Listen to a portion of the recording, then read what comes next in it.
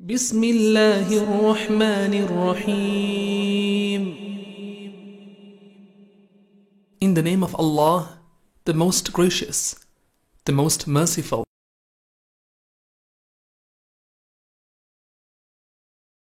شأنه وأشهد أن محمدًا عبده ورسوله وصفيه وخليله الذي أرسله رحمة للعالمين وعلى آله وصحابته والتابعين لهم بإحسان إلى يوم الدين أما بعد فالسلام عليكم ورحمة الله وبركاته.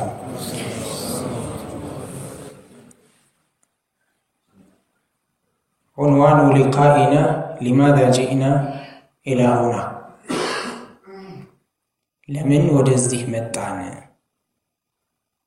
እዚህ ቦታ ማለት ነው እንደ መንደርደሪያ ከዚህ ቀጥሎ የሚመጣ ነገር አለ ማለት ነው። ዛሬ ለሁላችሁም ብርቅ ቀናት፣ ብርቅዬ ቀናት፣ ውድ ቀናት። ስራ ስትሰሩ ሰንብታችሁ የኢጃዛ ቀናት፣ እቤት ከልጆቻችሁ ጋር ከሚስቶቻችሁ ጋር እህቶቻችንም ከባሎቻቸው ጋር ያገቡ ማለት ነው። በነገራችን ላይ እዚህ መካከል ላይ ላጤ ነው ብዬ አስብ ካለም እጅ ያውጣ አለ። እንግዲህ ከላጤነት ላይ ገላግለዋ طيب على كل حال የማፈላለጊያው ቀን ሊሆነው ይችል ነበር እና እቺ ቀን ብርቅዬ ናት።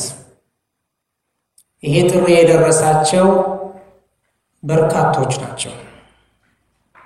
ነፍስያን ማሸነፍ አቅቷቸው ወይንም ለመምጣት እየፈለጉ እየተመኙ ሳይሳካላቸው የቀሩ እዚህ መጣችሁ የተሳተፋችሁ አጅር የምታገኙትን የሚያገኙ አሉ። ነገር ግን ምንም ምክንያት ሳይኖራቸው በዛው የቀሩ ራሳቸውን ማሸነፍ ያቃታቸዋል። ለምን ወደዚህ መጣን? ጓደኛችን ስለመጣ፣ ለየት ያለ ጥሪ ስለተደረገልን፣ እዚህ ቦታ ላይ የቀጠርነው ሰው ስላለ አይደለም።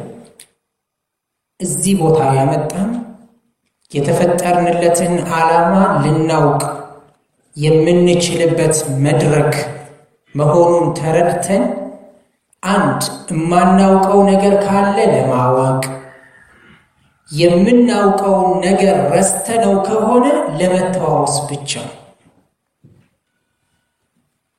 ይሄ ነው ዓላማችን። ይህ እስከሆነ ድረስ ትርፋማ ሆነን እንመለሳለን بإذن الله عز وجل. لماذا جئنا إلى هنا؟ የሁላችንም መልስ لطلب العلم أو للتذاكر بيننا። እውቀት ፍለጋ ወይም ለመተዋወስ። ለምን እውቀት እንፈልጋለን? ለምንስ መተዋወስ አስፈለገ? ሙስሊም የያዘውን እምነቱን እስላምን በእውቀት ላይ ተመስርቶ ከተከተለው አያፍርበትም፣ አያቀረቅርም፣ አንገቱን ቀና ብሎ ይሄዳል። ለምን? እምነቱን ከናት ከአባት ከአያት ከቅም አያት እንደ ገንዘብ ስላልወረሰው።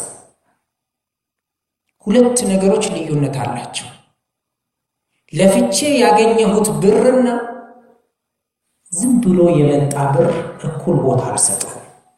ከብር አንፃር የለፋሁበትን ብር ከማውጣቴ በፊት ብዙ አስባለሁ። ለምን?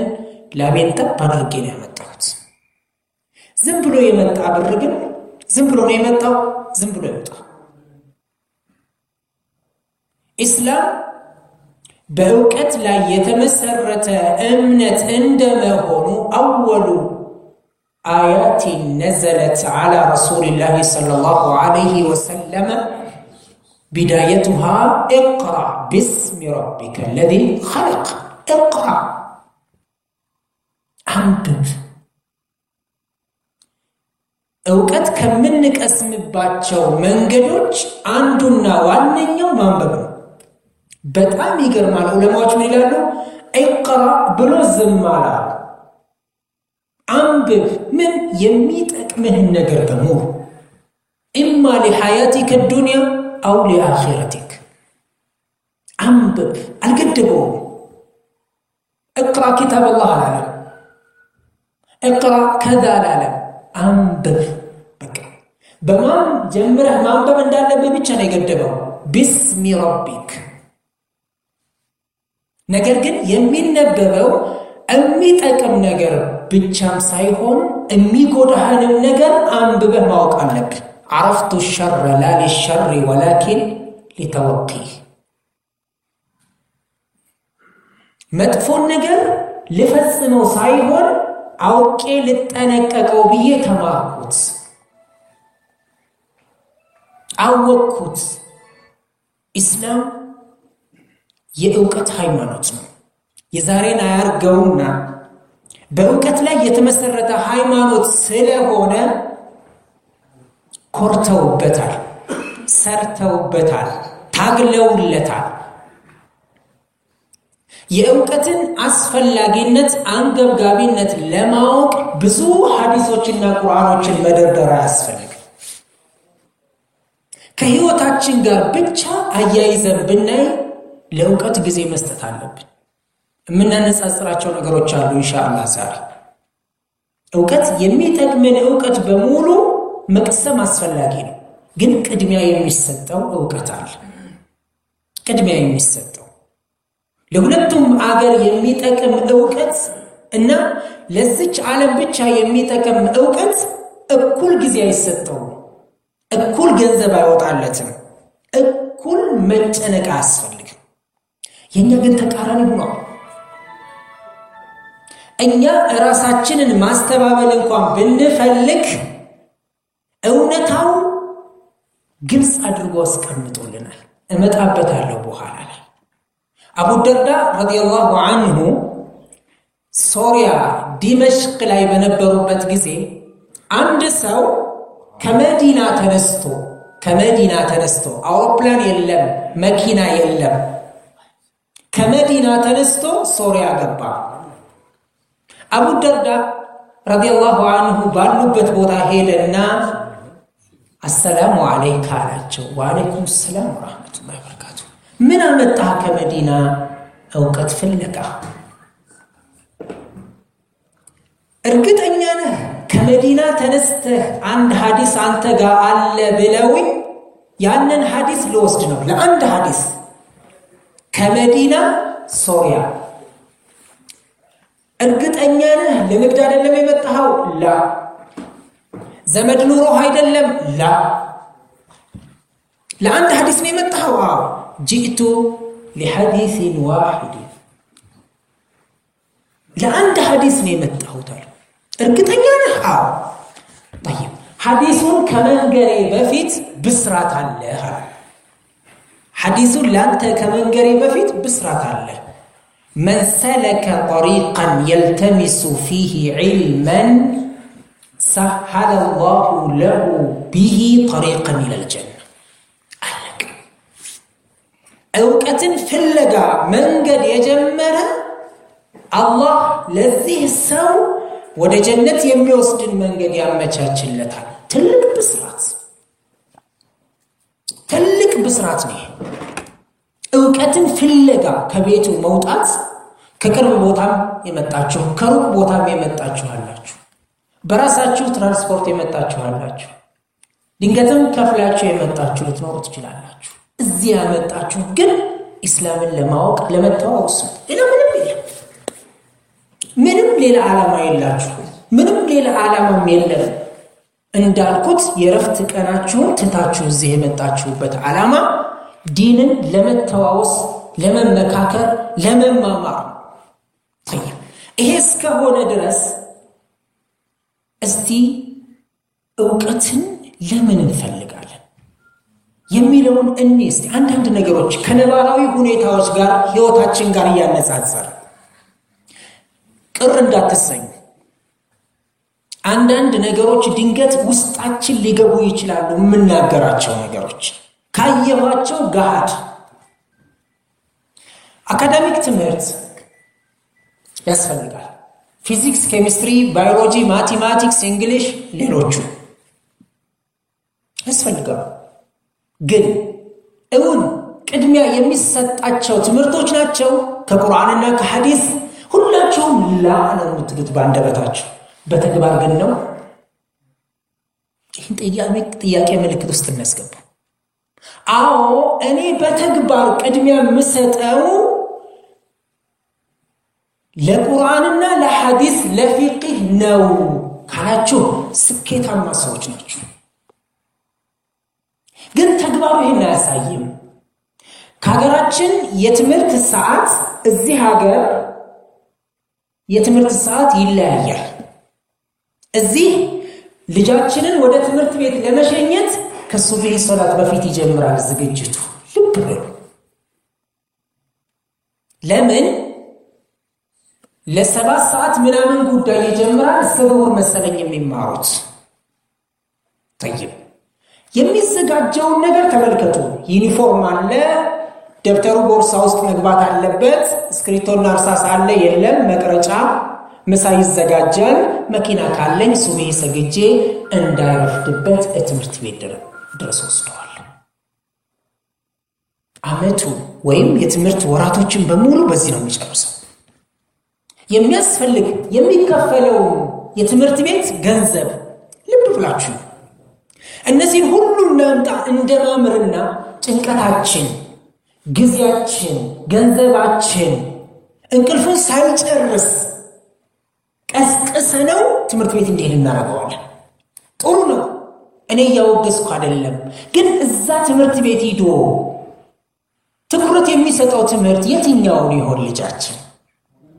እኛ ትኩረት ለምንሰጠው ነው ቅድሚያ የሚሰጠው። እናትና አባት ለዲነል እስላም ዕውቀት የሚሰጡት ቦታ አንገብጋቢ ሆኖ ካየው ልጅም በወላጆች ይቀረጻል።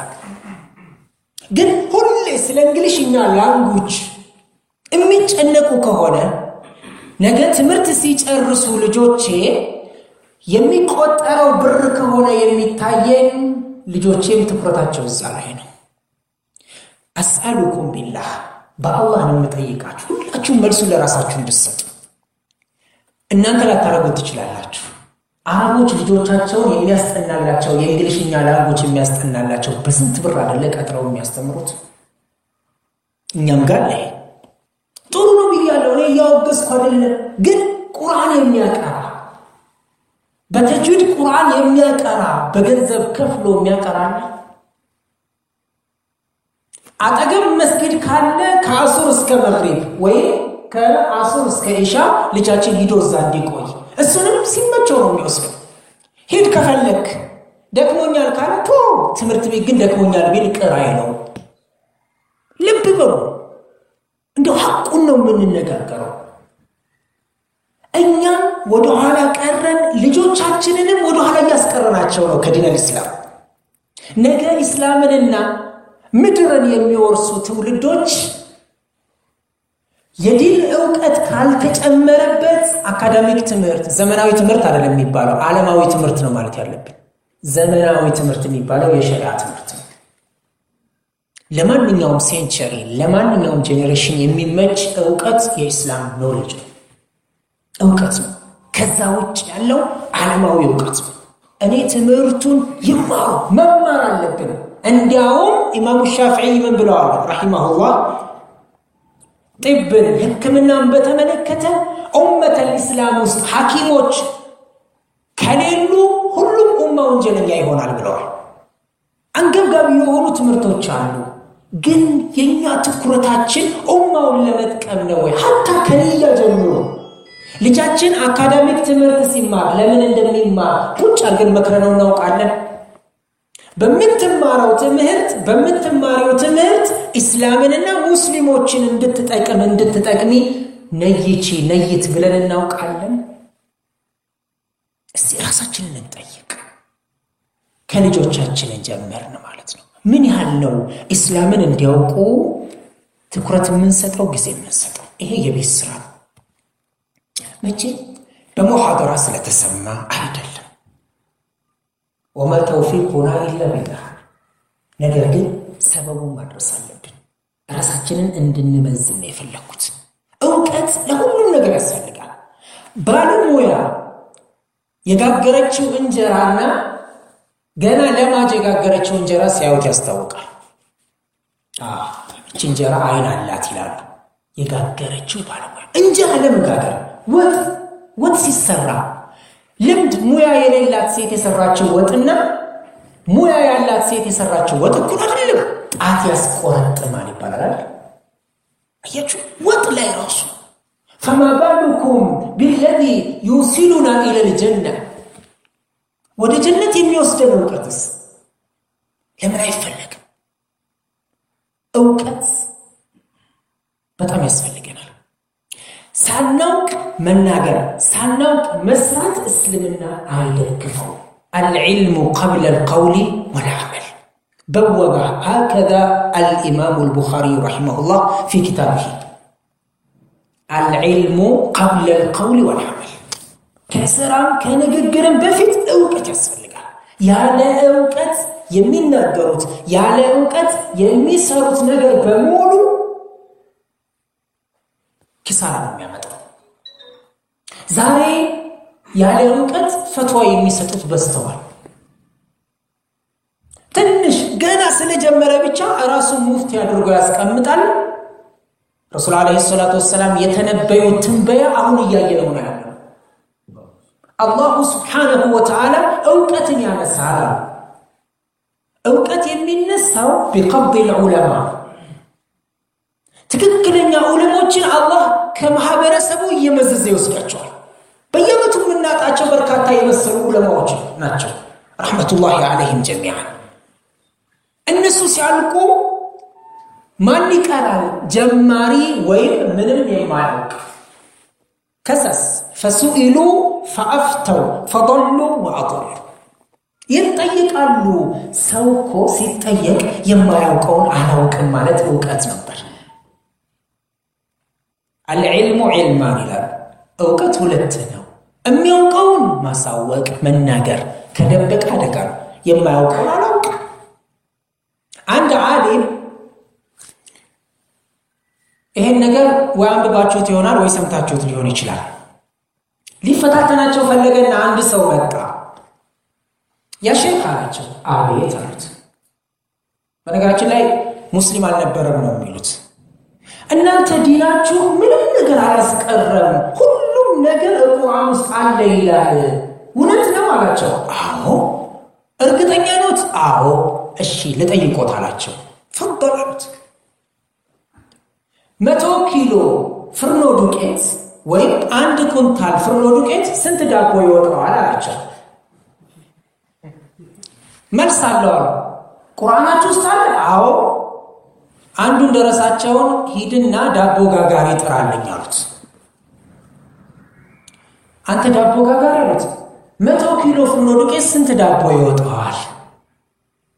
ይሄን ያህል ሰማኸው? እኔ እርሶን እኮ ነው የጠየኩት እሱን አይደለም። መልሱን ልስጥ። ፈስአሉ አህለ ዚክሪ ኢን ኩንቱም ተዓለሙ። የግድ ቁርአን ውስጥ ዳቦ ብሎ መጻፍ የለበትም። ስለ ዳቦ የሚያውቅን ሰው መጠየቅ እንዳለብኝ ዲኔ ያስተምራል። هذا هو الإسلام። የእውቀት ሃይማኖት ነው ኢስላም። የማያውቀውን ጠይቆ መድረስ አለበት። ግን ማንን እንደሚጠይቅ ማወቅ አለበት። ማንን እንደሚጠይቅ ማወቅ አለበት። አዋቂ ነኝ ያለ በሙሉ መጠየቅ ያለበትም። አሁን ግን ያለንበት ጊዜ እንዲህ አይነት ትውልድ የበዛበት ነው። ሁሉም ሙፍቲ ሆኗል። እውቀት ከብዙ አደጋ ይጠብቀናል። እውቀቱ እየጨመረ ሲመጣ ለአላህ ሱብሓነሁ ወተዓላ ያለው ተቅዋ እየጨመረ ይመጣል። አላህ የመሰከረላቸው የሱ ባሪያዎች እሱም በትክክል የሚፈሩ ያላቸው እኮ ዑለማዎች ነው።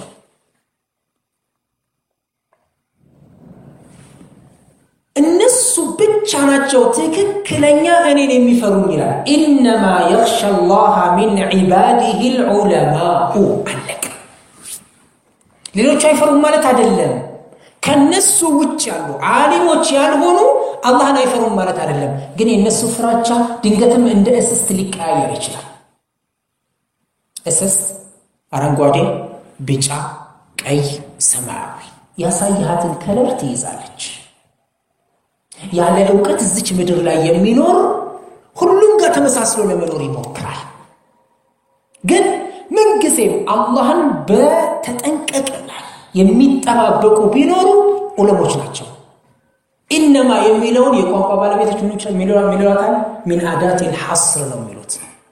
በትክክል አላህን የሚፈሩ ቢኖሩ ዑለሞች ናቸው።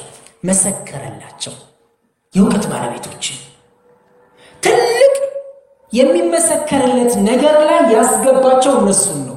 شهد الله أنه لا إله إلا هو والملائكة وأولو العلم ثنى بملائكته وثلث بالعلماء.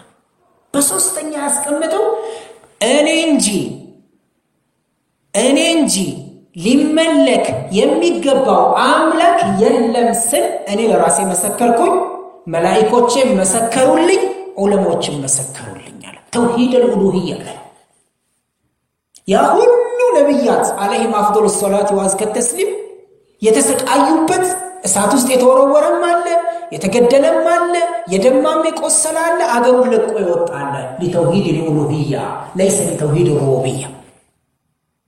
እዚህ ቦታ ላይ ምስክሮች ናቸው ያላቸው ዑለማዎች يرفع الله الذين آمنوا والذين أوتوا العلم يرفع الله الذين آمنوا منكم والذين أوتوا العلم درجات. አምነው ዕውቀት ያላቸው ስፍር ቁጥር የሌላቸው ማዕረጎችን ከፍ ያደርጋቸዋል አላህ። ዕውቀት የትኛው ዕውቀት? የኢስላም ዑለሞች ምን ይላሉ?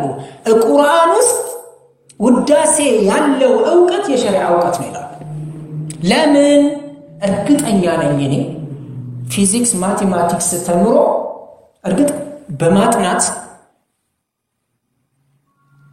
ሳይንቲስት በመሆን ፈጣሪ መኖሩን ማወቅ ይቻል ይሆናል አላህ ለከፈተለት። ግን ቀጥታ ሊያሳውቅ የሚችለው የአላህን ብቸኛ አምላክነት ፈጣሪነት ቁርአንና ሐዲስ ብቻ ነው። ከዛ ውጭ ምንም አይነት ነገር ሊመጣ ይችላል።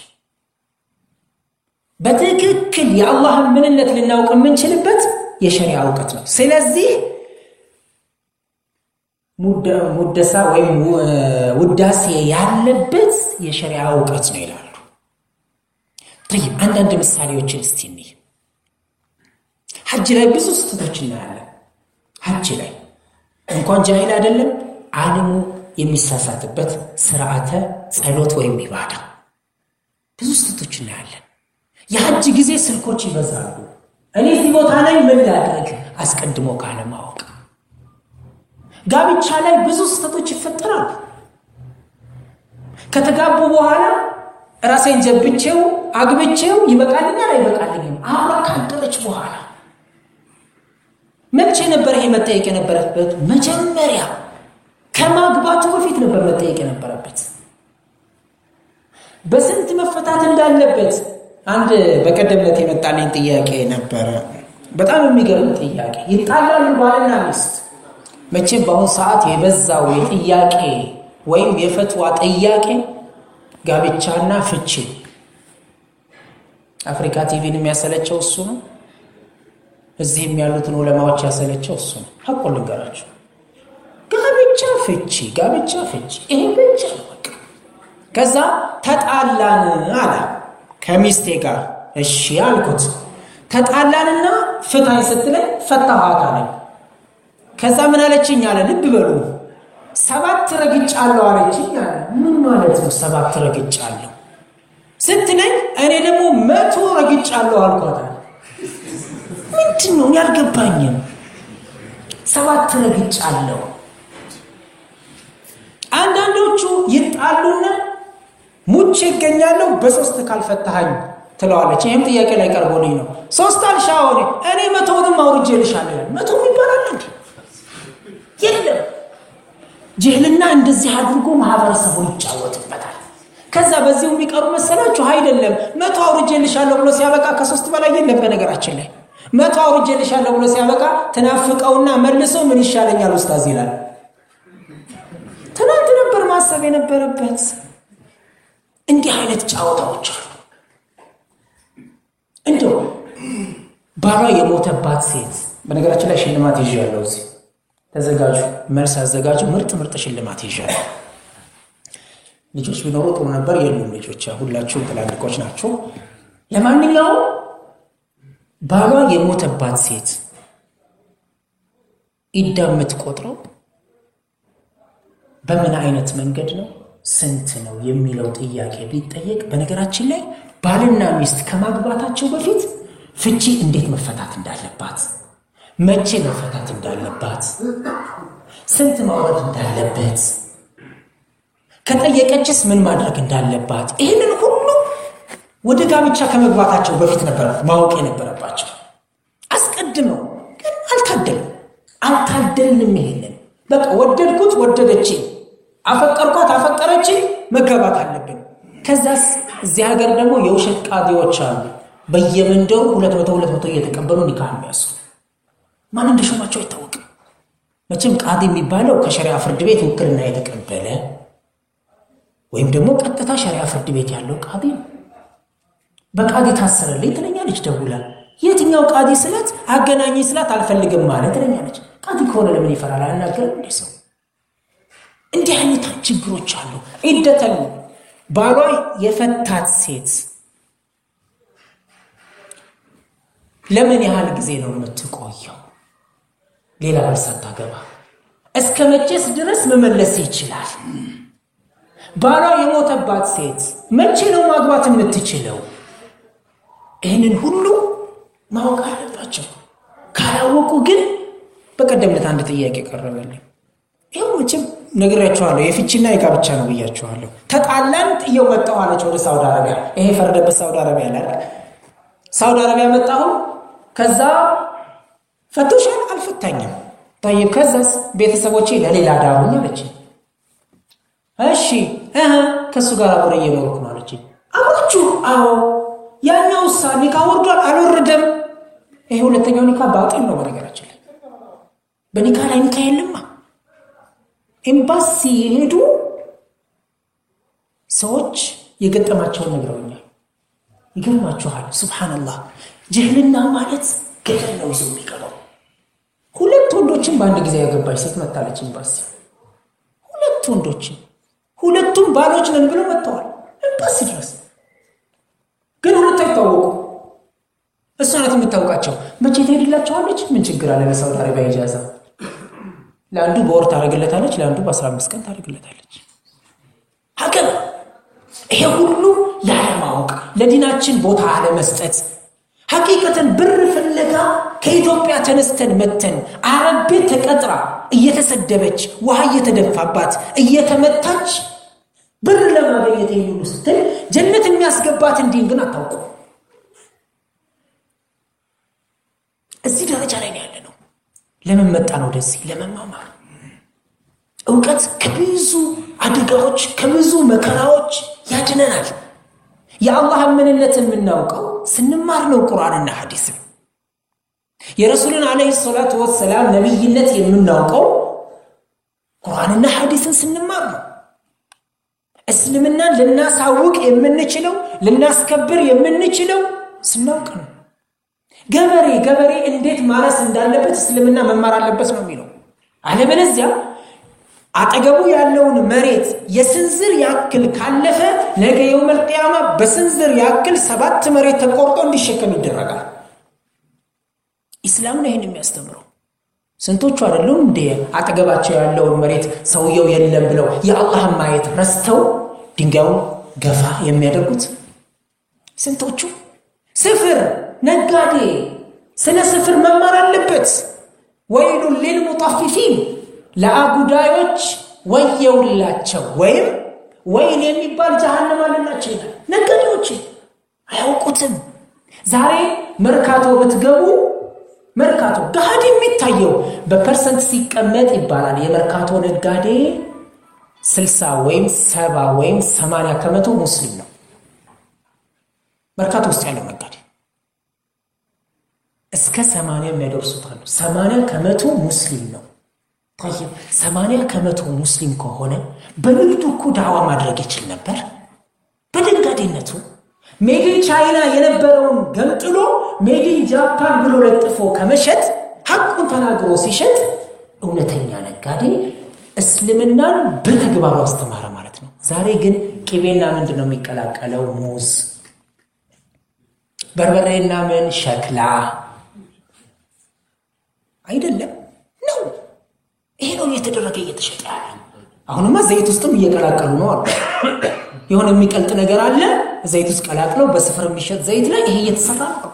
ማንም ሰራው ወንድሞችና እህቶች ረሱል አለይሂ ሰላቱ ወሰለም ከዕለታት አንድ ቀን በሆነ ገበያ አጠገብ ሲያልፉ መዲና ውስጥ የተቆለለ እህል አዩ። የሚሸጥ እህል ነው ተቆልሏል። እንደዚህ እጃቸውን እንደው አላህ በል ብሏቸው ሱብሃንአላህ ገባ ሲያደርጉ ሳብ ሲያደርጉት የተበላሸ እህል ወጣ። ለምን ከላይ አላደረከውም አሉት። አይ ሰዎች እንዳይሸሹን ብዬ ነው አለ። ምን አሉ? من غشنا فليس منا وفي روايه من غش فليس منا ያታለለ ከኛ አይደለም አሉ። ነጋዴ ስለ ንግድ መማር አለበት። የሚያገባ ከማግባቱ በፊት ስለ ጋብቻ መማር አለበት። የቢሮ ሰራተኛ ኃላፊነት ከመቀበሉ በፊት ሰዓት አክብሮ ሲገባ ሰዓቱን ጨርሶ ሲወጣ ከተጠያቂነት ይወጣል። የሚበላው ገንዘብ ሐላል ይሆንለታል። አለበለዚያ ግን አስተማሪ ተቆጣጣሪ ስላለ ስለሌለ ሳይሆን 45 ደቂቃ ከሆነ የሱ የሚያስተምርባቸው ደቂቃዎች 45ቱንም ደቂቃ በክፍል ውስጥ ማሳለፍ አለበት። ማንም ባይቆጣጠረው ከተማሪዎቹ ጋር እሱንም እያወራ አይደለም እያስተማረ ማሳለፍ አለበት። አለበለዚያ ግን ከወር ደሞዙ ላይ ያቃጠለው ሳይገባ የቀረበትን በቂ ምክንያት ካለው እንጂ በትርኪ ምርኪው ያቃጠላቸው ደቂቃዎች ተደምረው ከገንዘቡ ተቀንሶ ካልወጣ حرام ገንዘብ ይቀላቀልበታል ይላሉ ዑለማዎች። ለምን?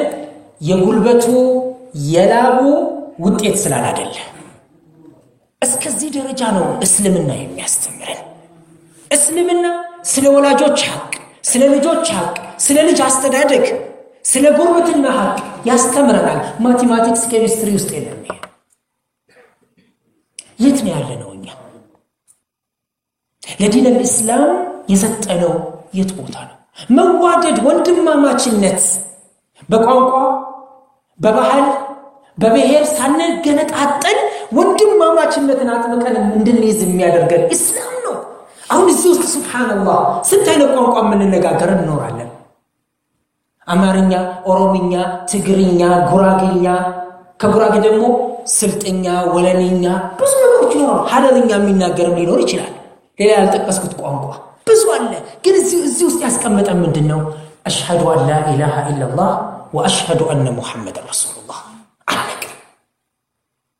እስላም ነው እኮ ቢላልን ከአባ ላይ ወጥቶ ማንም ያልወጣበትን አሁን እንደልባቸው ወጡበትን ቢላል ያ ጥቁር የጥቁሮች ሁሉ ጥቁር በሌላ አገላለጽ ያስቀያሚዎች ሁሉ አስቀያሚ ከለሩን ያልኩት ግን ጀነት ውስጥ የጫማውን ኮቴ ሰምተውለታል ረሱል አለይሂ ሰላቱ ወሰለም። ቢላል ከአባ ላይ ወጥቶ አላሁ አክበር ያለው ሴቶቹ ሰልማን አልፋሪሲ አረብ አግብተዋል፣ ከአረብ አግብተው ወልደዋል። የዛሬውን አያደርገውና በቋንቋ በከለር በምን እስላም ካወቅነው ቅድሚያ የምንሰጠው እንዲያውም ምን ይላሉ? أخوة الدين أعلى وأعظم وأوثق من أخوة النسب ይላሉ። ለምን? የእምነታዊ ወንድምነት ከስጋ ወንድምነት ይበልጣል። ለምን? ድንገትም የስጋ ወንድም ካፍር ሊሆን ይችላል፣ ግን ወንድምነቱ አይቀርፍም። የሃይማኖት ወንድምህ ግን ቅድሚያ ይሰጠዋል ከዛኛው። ይሄንን መቼ ነው ወንድሜ ነው በምንም ሳትለያይ ወንድሜ ነው ብለህ ቦታ የምትሰጠው? المسلم اخو المسلم لا يظلمه ولا يحقره ولا يخذله بصيغه الماضي ያመጣው ነህይ እንኳን አይደለም ወይም خبر ነው የሚሉት ዑለሞች ሲያስቀምጡት። አይበድለውምና አይበድለው ይለያያል። አያደርግም ይለለም እንዳንሰ እከሌ አንተ ተውንጂ ይቀር ይበላል አረከለ አያደርግም አድርጎታል ያልኩ ይላል አያደርግም ማለት ትተማመንበታለህ ማለት ነው በሰውየው ላይ አላህም ረሱልም አለይሂ ሰላቱ ወሰለም ምን አሉ አይበድለውም እርግጥ አንዳንዶቹ ቢማዕነ ነህይ ነው ኸበር ሆኖ ቢማዕነ ነህይ ይመጣል ኢንሻ ይመጣል ያሉ ቢኖሩ ግን እዚህ ጋር እንዳለ መቀመጥ አለበት አሉ አይበድለውም አያሳንሰውም አያዋርደውም አሳልፎ አይሰጠውም ካደረገስ እስልምናው ጥያቄ ምልክት ውስጥ ይገባል ኢስላም በእውቀት ላይ የተመሰረተ ሃይማኖት ነው ኢስላም ወንድሞቼ አባቶቼ እውቀት ልንቀስምለት የሚገባ ልናውቀው የሚገባ ልንጨነቅለት የሚገባ ሃይማኖት ነው ኢስላም ስለ ቁርአን እንደው ሌላው ይቅር በፈርድ ሶላት ላይ ብቻ በቀን 17 ጊዜ የምንቀራት ሱረቱል ፋቲሃ ሁላችሁም ራሳችሁን እንድትጠይቁ እዚህ ውስጥ ዑለሞች እንዳላችሁ አውቃለሁ ግን አጠቃላይ እንደው ከዑለሞች ውጭ ሆናችሁ የኔ ቢጤ ገና ጀማሪዎች ይሆንም ከኔ በላይ ከኔ በታችም ይሆናችሁ እንደው ሱረቱል ፋቲሃ እዚህ ውጣና እስቲ ምንም ሳትንተባበሩ በቀን 17 ጊዜ ብቻ ተቀራታለህ ፈርድ ላይ ሱናውንቶ እስቲ ፋቲሃን በመታውቀው ቋንቋ ቃል በቃል ትንተናውንቶ ከሌላ ማስረጃ ማጣቀሱ ይቅር አልহামዱሊላሂ ረቢል ዓለሚን ከሚለው ጀምሮ ወለዷሊን እስከሚለው ድረስ ጥሬ ቃሉን ብቻ አስቀምጥልን ቢባል ስንቶቻችንን ሳንፈራ ወተን የምንናገረው እስቲ ራሳችንን እንጠይቅ ወይስ ሸምድደናታል ብቻ አልহামዱሊላሂ ረቢል ዓለሚን አርrahማን الرحيم እስከመጨረሻ በቃ ላ ውስጡ መልእክት አለው እኮ غير المغضوب عليهم አንድ ወለዷሊን ሁለት የተረገሙ ሰዎች አሉ እዚህ ውስጥ አላህ የተቆጣባቸውና ጠማማ ሰዎች አሉ እዚህ ውስጥ እነማን ይሁዶችና ነሳራዎች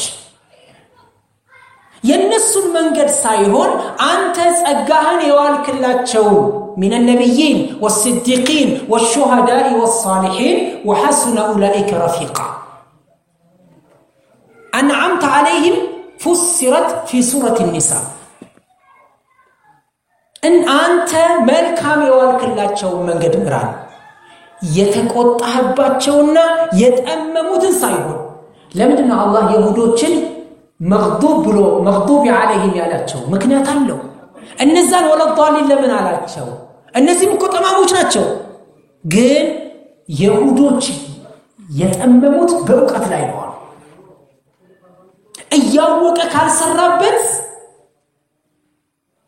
من ضل من علمائنا ففيه شبه باليهود ከዑለሞቻችን እያወቀ ያልሰራ የይሁዲ ምሳሌ ያለበታል ያለ ዕውቀት የሰራ ደግሞ የነሳራ ምሳሌ ያለበታል እነዛን ወለዷሊን ያላቸው ለምንድነው ዕውቀት የላቸው ያለ ዕውቀት ግን አምላክን እንገዛለን ይላሉ ነሳራዎች ከነዚህ ሁለቱ ውጪ የሆነን መንገድ ምራን ይያል እምንቀራው ትርጉሙን ስናውቀው እያስተነተን መስገድ እንችላለን ሸይጣን ውስጥ አይገባም ሱረቱል ኢኽላስ እንደው አጫጭሮቹን እንኳን ለማወቅ በአሁኑ ሰዓት አልহামዱሊላሂ ረቢል ዓለሚን ብዙ መንገዶች አሉ በድምጽ አለ በጽሁፍ አለ ለማንኛውም ልቋጭ ምክንያቱም እዚህ ሽልማቶች አሉ ጥያቄ አቀርባለሁ ጥያቄውን የሚመልስ ሽልማት ይወስዳል ምርጥ ሽልማት አለ እዚህ ልቋጭ ለምን እዚህ መጣን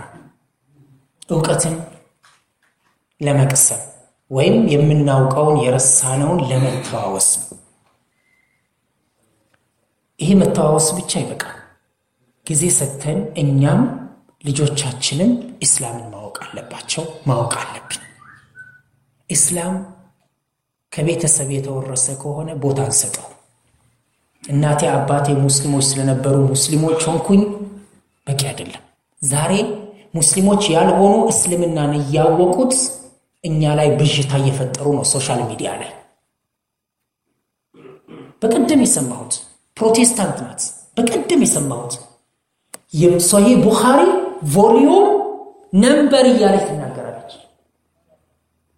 ቡኻሪ ላይ እንዲህ ሙስሊም ላይ እንዲህ አለ ለዚህ መልስ ስጡኝ ትላለች ክርስቲያን ናት ከበስተጀርባዋ መዝሙር ከፍታ ያው ሁለት ዳዕዋ ያደረገች አለችው አንድ ሳንወድ በግድ መዝሙሩን ያዳመጥን ነው የሷን ጥያቄ አዳምጠን መልስ ለመስጠት አያችሁ ሲስተማቸው በሁለተኛ ወደድንም ጠላንም እኛ ለዱንያ ስንሮጥ እነሱ ግን በትክክል ተረዱትም አጣመው ተረዱትም ለመጥፎ ዓላማ እንደሚረዱትና እንደሚማሩት እናውቃለን ለማጥመም ብጅት አለመጣል ያነሳቸው ጥያቄ ምንድን ነበር ነብዩ መሐመድ ሰለላሁ ዐለይሂ ወሰለም ሲህር እንደተሰራባቸው እኛ እናምናለን لا نشك في ذلك እንዴት ነብዩ ሆኖ ሲህር ተሰራበት እንዴት ለዚህ ቀላል መልስ መስጠት ይቻላል እንዴት ሌላ ደግሞ ተመልከቱ እኛ ከነን ሙስሊሞች ጋር